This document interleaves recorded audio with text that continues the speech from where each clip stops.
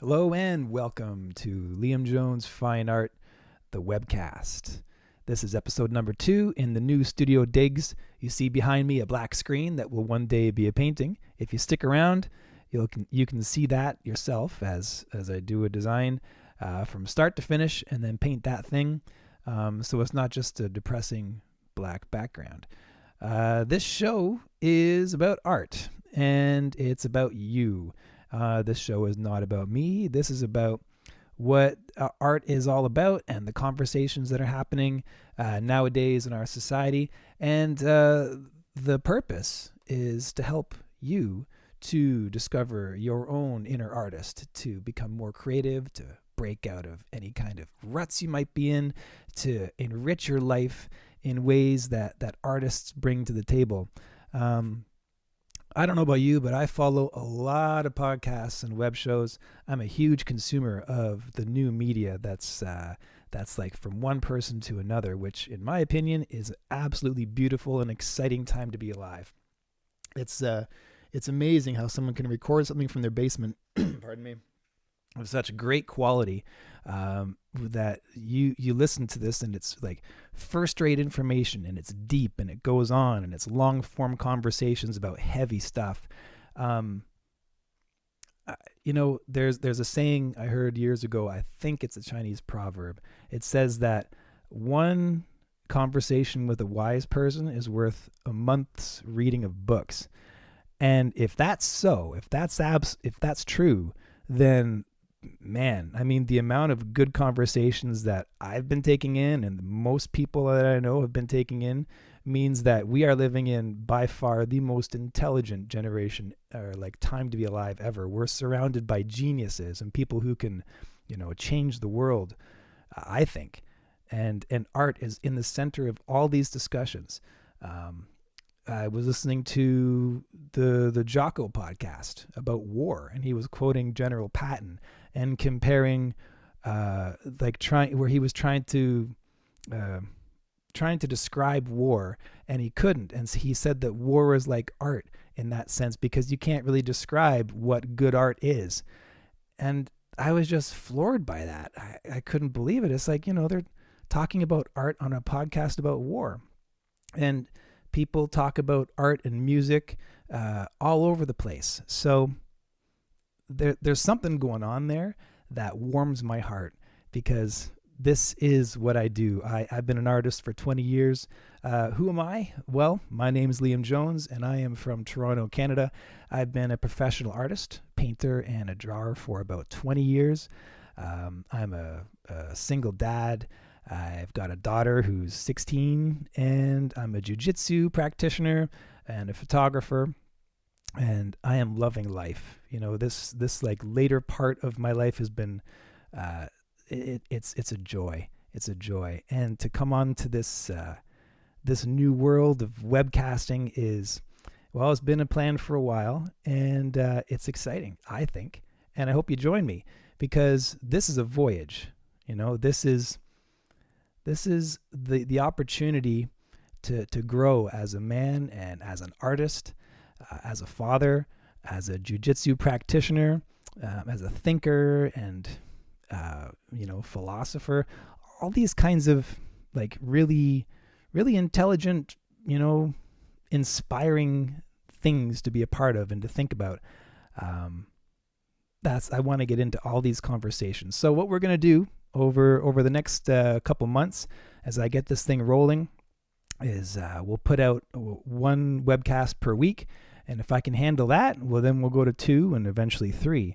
But for now, we'll just do 1 a week because, man, this is not easy. You know how many takes it takes to do this? Just to record this first episode, I'm on like take 17 or something. This is crazy. So to know that if I'm awkward right now, that's not going to be the case for very long because I'm working at this and I'm having a great time. And won't you come along and join me? Click subscribe and off we go. Episode number 1. Thanks for joining me.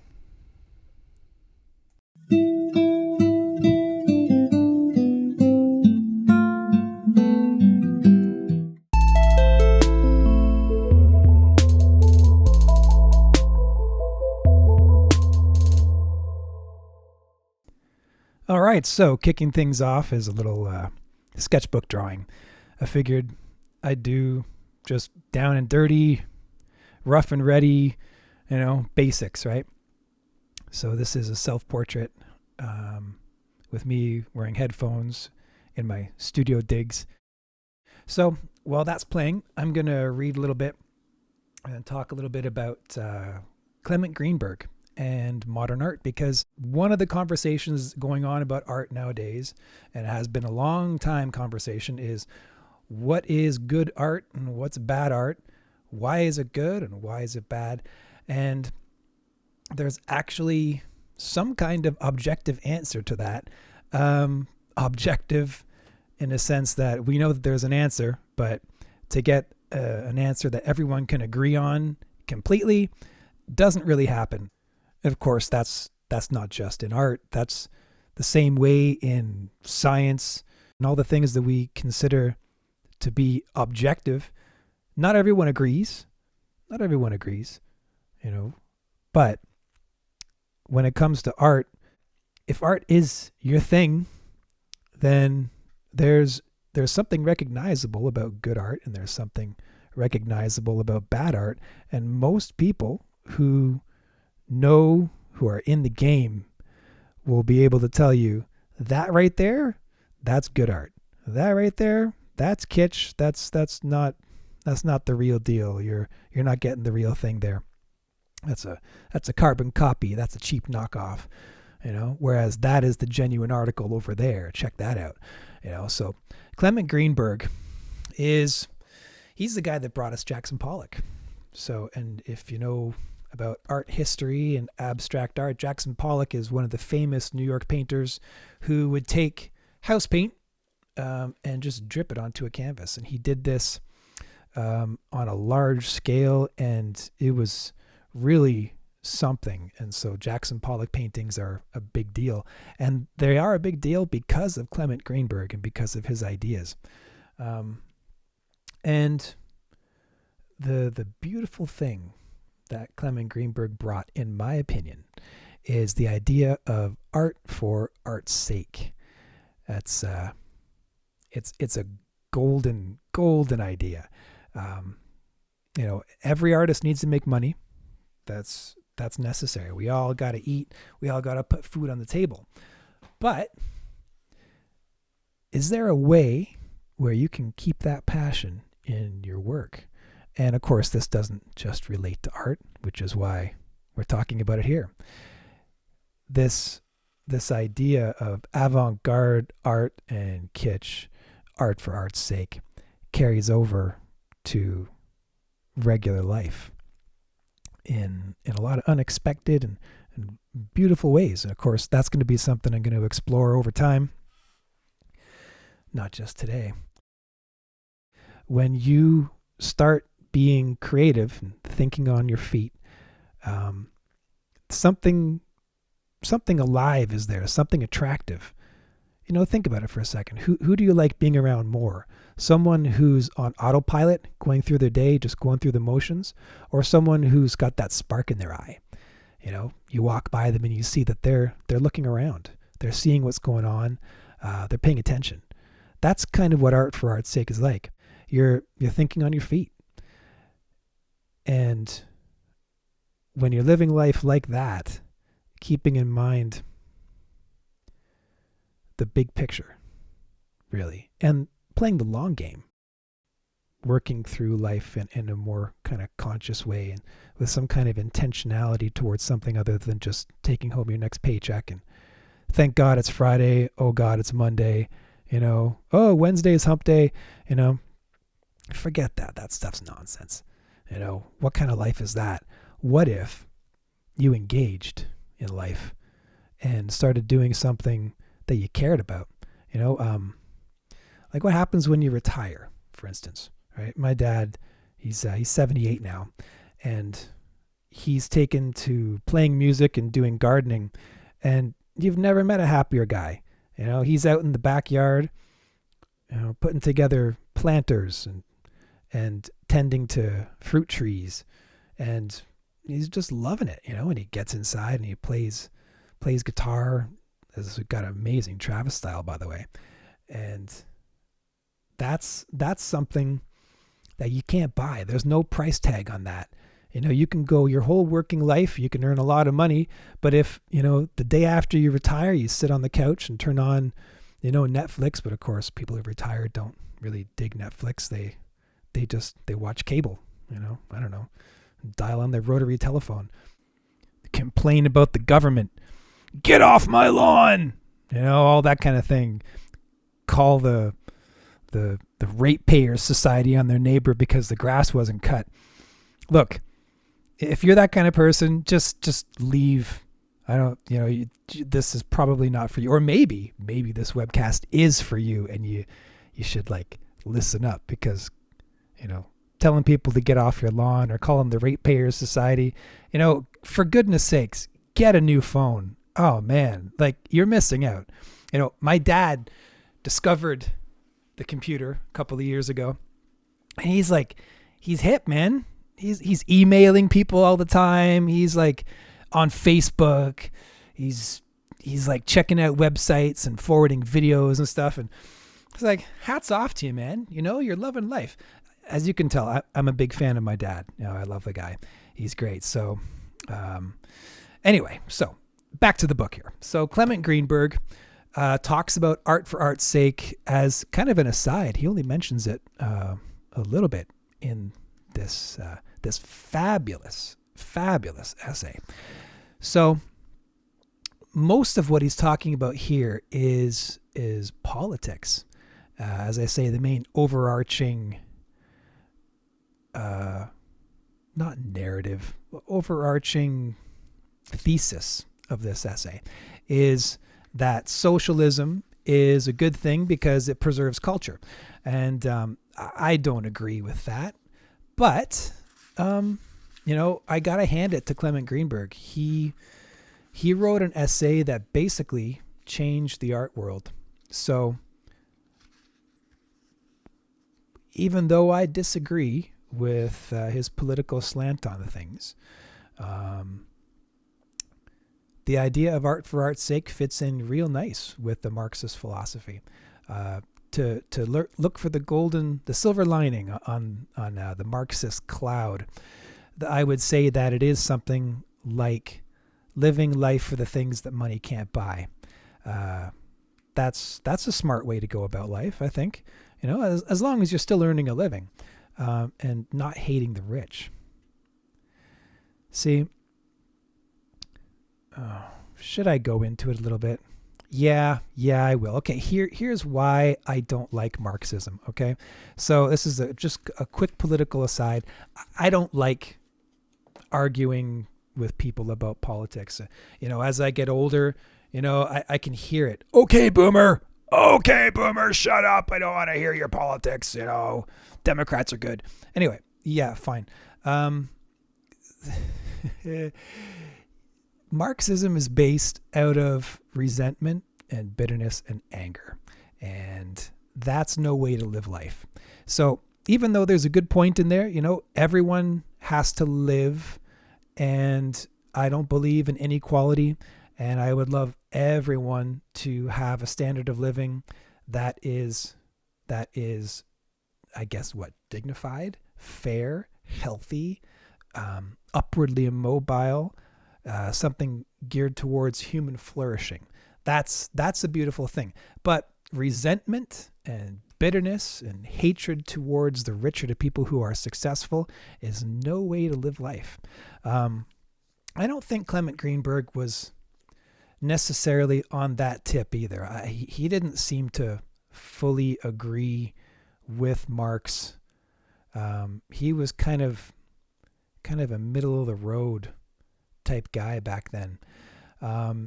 So art for art's sake was a little sideline on that.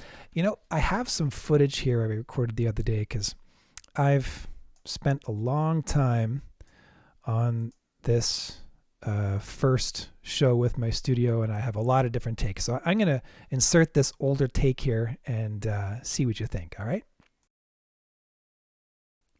Art is a very strange world. I've been to art school, And I know many other people have, and it's kind of a shared experience among art students that it's like a microcosm of the rest of the world put into this institution you enter into just outside of high school. You know nothing about life, but you figure that when you go into school, you're going to learn the truth about the meaning of life and what's it really all about, and what are all these people talking about religion? Is there a God or isn't there a God? And there's just this like flood of stuff that you're introduced to, and it was an exciting time for me. And I did a lot of drugs back then. I'll be honest. I smoked a lot of pot, and it took me a while to kind of come around. So I lived a life back then where I wasn't quite as focused as a lot of people were, but I did take my studies pretty seriously still. I've always been a scholar and enjoyed learning things and trying to figure out what the meaning of life was. And I figured at that point that that hallucinogenics and marijuana was part of learning about what the nature of reality was, which is kind of how my brain works. I don't do it anymore, but I did get some stuff out of it. That's a little bit more information that I wanted to give. But I'll just be totally honest about the way my life has gone. This show is for adults. YouTube has these new settings where you have to be specific about who your audience is, and this is not for kids. So we're all adults here, right? So art is a strange world. It's open to interpretation, and there's a lot of things going on that are hard to define. And Clement Greenberg wrote this essay in 1939, and he started to put words to something that even he didn't really fully articulate, but he was 29 at the time he wrote this. And he was from the States and a Jew, and the Second World War was ramping up really bad. So it was a time. It was definitely a time. And he reflects the politics of his time in this essay. Like when you read anything, the Bible, or the Quran, or any kind of novel from different eras, it always helps to know the context and what was going on at the time that the novel was written, and the views that come through, because this essay has a bunch of preconceived notions. So I've read it over and over and over again for the past month or so, and taken notes and scribbled all over the thing to try to come up with a coherent path through it to explain what was going on. And because there's so much specifics, it's really not helpful. So I took a bunch of notes here, and I'm going to talk about it on kind of a higher level. There's been changes. He changed his opinions since he wrote it as well. So there's some creative freedom in the interpretation of this. So what the general question is in this essay called Avant-Garde and Kitsch is how can society and culture, being in the Industrial Revolution with all this mass production of stuff and the quality of life coming up, how can there be this diversity of art, really? And he didn't use the word diversity. That's a modern word to put to it, but that's really what it's about. He's complaining, and he's very upset because he feels that culture is being destroyed by the Industrial Revolution. He is a Marxist. They call him a Trotsky Marxist, or I call him a neo-Marxist, because he doesn't fully adhere to Marxist ideas. The counterpoint that Marxism brings to any kind of stated position that you have about society and the way it works, it helps, because there's a lot of truth in Marxism. And one of those truths here that Greenberg points out is that with the Industrial Revolution and the speeding up of knowledge because of things like the printing press, And also the quality of living, the standard of living for everybody is raised, and a rising tide floats all ships. He doesn't think that. He thinks that in terms of culture, that now that the peasants and basically uneducated people have a little bit more money and time to start living life and enjoying and having some leisure time, he calls it a pressure on society for a kind of art that satisfies their needs. And like a lot of art critics, consumers, there's a bit of a chip on the shoulder here, and he defines the kind of art that these uneducated, largely uncultured, or kind of like pseudo-culture, lowbrow consumers, what they want is called kitsch. And that's the kind of art that brings you comfort, a little bit of enjoyment. It's an over-the-couch painting that doesn't have a lot of substance. It has some substance, but it's mostly for the sake of beauty and comfort, that doesn't delve too deep into anything, doesn't make you uncomfortable. And so he starts introducing all these ideas into the culture with this essay, because it really got a lot of attention. And he did revise it, and he wrote a lot after this as well. So there was a reason I was forced to read it in school, in my drug-addled mind, trying to take it all in. He talks about a couple of poets in the beginning, and he says, how can culture have this stuff, this garbage, and this really high art, and you can still call them both art when it's obvious that one is and one isn't? More or less, that's what he's saying. So his presuppositions that he comes to it with his Marxist belief is that these peasants upgrade themselves to petty bourgeois, which is now using very Marxist language, which to me is just a big red flag. And this is totally accepted stuff in academia, by the way. As you go through school, it's like, yeah, we call this the bourgeoisie, the middle class. And it just, you got to be mindful that this is a worldview that is responsible for the deaths of millions of people. Marxism is built out of resentment and anger, and it's incredibly toxic. That's why it's appealing. It's because life is hard, and because with modern society, you have to work and you have to earn a living, or else you starve and die. Life is full of struggles and letdowns, and there's hierarchies. There's people who have lots of money and they're doing well, and there's people who don't, and they all live in the same place. And the people who don't are looking at the people who do and wondering what is going on here. So along with Marxism, there's I call it a deterministic outlook, and I'm sure philosophers would agree on this one. He doesn't see society in terms of individual freedom. What he sees is a social engineering perspective, again using a modern word, something that he didn't use in the essay here. But he believes that society is engineered basically to keep certain people down and let other people come up, which is a very popular belief. The system's geared against you, and a lot of young people think that. But I would say that the truth is a little different. That in any given time in your life, you'll be on the low rung of the ladder, and you could easily be on the upper rung of the ladder. If you make a couple of choices, you start a business or you do well in your job, the goal is to retire comfortably. And the general scope of someone living in North America or Europe in a free country, free democratic society with industry, is that you have the freedom and the opportunity to do whatever you want to do.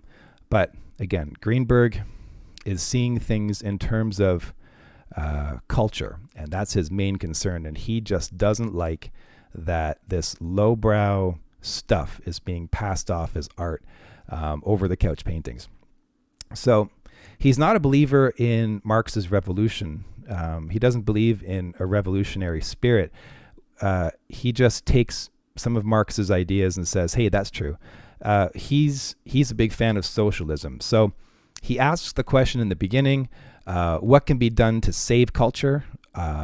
Because this industrial revolution is destroying culture. And he says that capitalism is on a decline. 1939, he said that capitalism's on a decline. That's a very slow decline because it doesn't seem like it's that to me. It seems like things are just getting really good and getting better as time goes on. Anyway, I digress. Sorry, I'm fixated on this. Anyway, so Greenberg sees culture and society as engineered and determined, and sees socialism as necessary to save art and culture from the uncultured, low-class people who now had money and time. And he says that they're exerting pressure on the art world, on an industry, to produce crap art. I would not use the term pressure. I would say that they create a market, and that there's a want and a desire for something more, something not expensive, something that's just nice. You know, they don't have folk art to, well, there's still folk art. People love folk art. He complains about that too. He says that, you know, folk art was nice and kitsch is just a horrible kind of replacement for that, and folk art's dead. It's not dead. People still do folk art all the time, and it's around everywhere.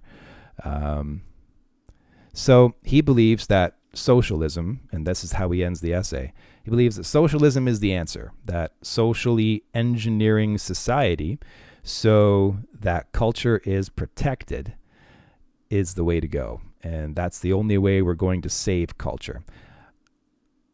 I think it's obvious that since then, culture has not suffered, that there's been incredible diversity, that the market and that's available, there's still rich people, and there's still poor people, and there's middle class, and there's everything in between, and there's people who are educated and people who aren't, and people who are cultured and people who don't care. And that's a free democratic society, which is a beautiful thing.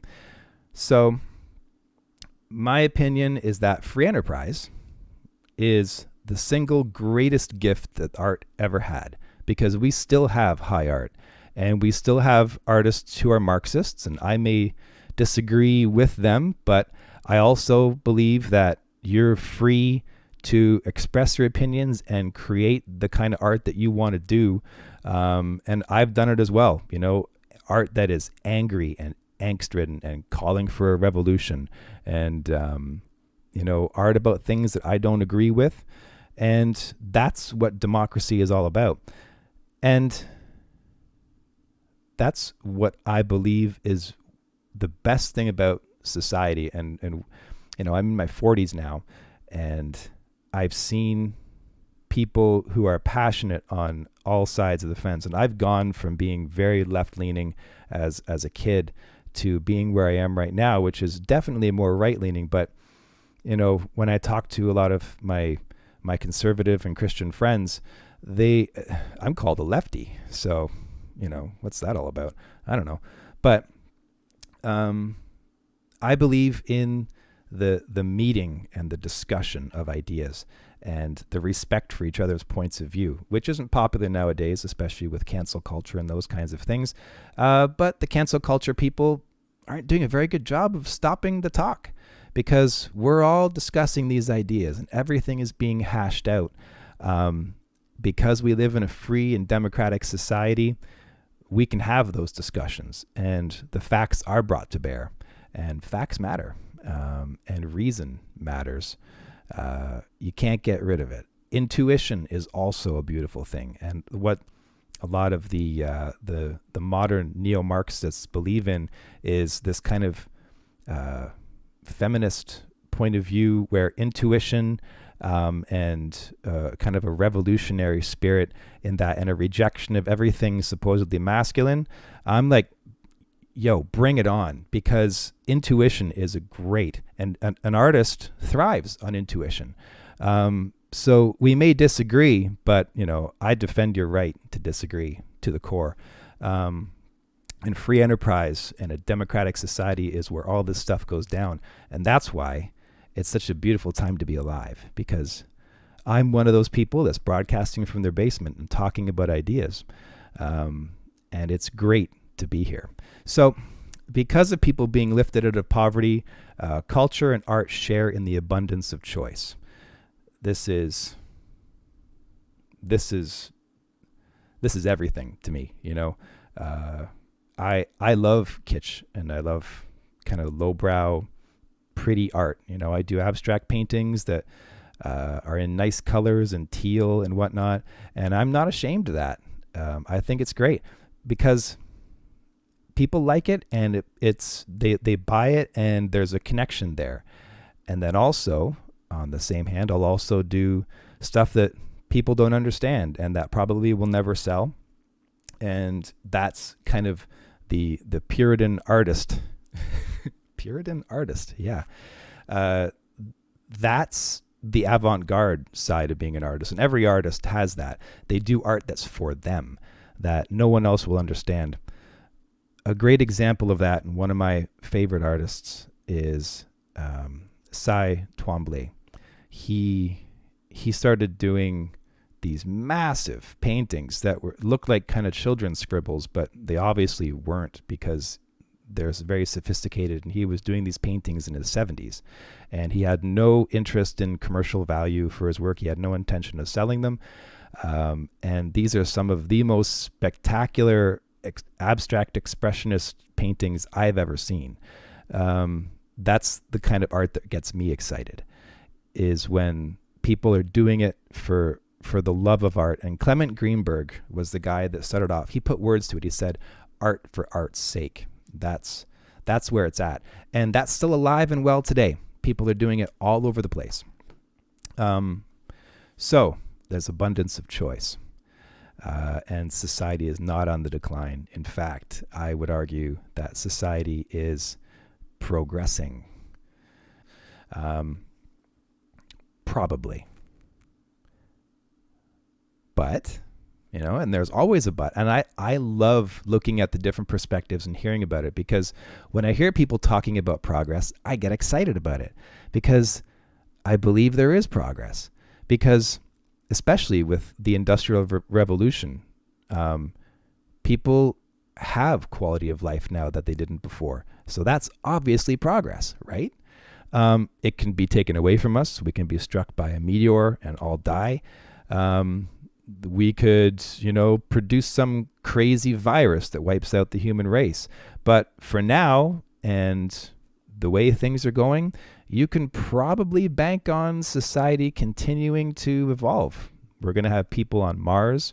We're going to have a moon colony. We're going to have commercial flights to space.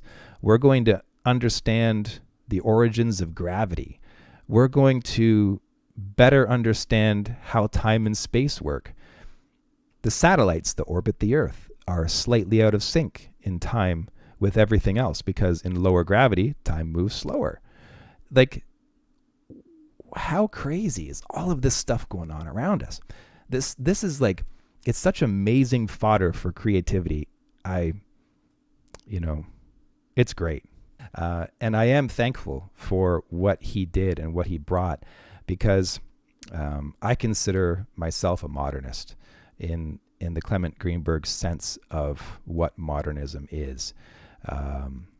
And that's a different discussion. And we'll be talking about that in the coming episodes as well. So there you go. I think I'm going to leave it at that. Thank you very much, and we'll talk to you soon. And so that's a wrap on the first, I guess, real web show for Liam Jones Fine Art. And I thank you very much for tuning in and watching. As I say, this is a work in progress, and it's a labor of love. And I'm here to bring it every Thursday. So come back and join me. We'll be talking about more art stuff, more stuff to feed your soul, feed your mind, feed your eyes, and just have a good time together. Life is beautiful, creativity is great, and you are a creative person. You got that in you. Everyone does. And you can apply it to every aspect of your life. And that's what I'm here to do, as well as to talk about some really cool stuff. Talk to you later.